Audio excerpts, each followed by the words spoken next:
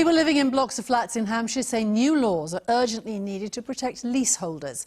They claim the work on replacing the guttering on their properties in Chandler's Ford could have been done for half the cost they were charged by the managing agent.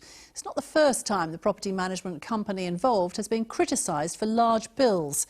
Steve Humphrey has more. It's not raining very hard, and this is the quality of the work. Residents here say their guttering was expensive and it leaks.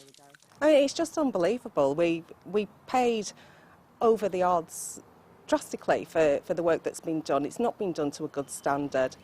Claire says people in her block had to pay just over £1,700 each for new gutters last autumn. In the smaller block next door, the charge was £2,300 per flat. When the actual bill came through, I was absolutely mortified. In fact, we hardly got any of the information that a lot of the other people did. Some owners believe Anstey Property Management could have got the job done for less. We went out and got separate quotations and we put that to them. The quotation that I got for this particular building was 4 times less. But the whole leasehold system needs significant reform to give control to leaseholders in their properties. The work on the guttering was done by Savvy Projects, a company controlled by Anstey, whose contract to run this development expires today.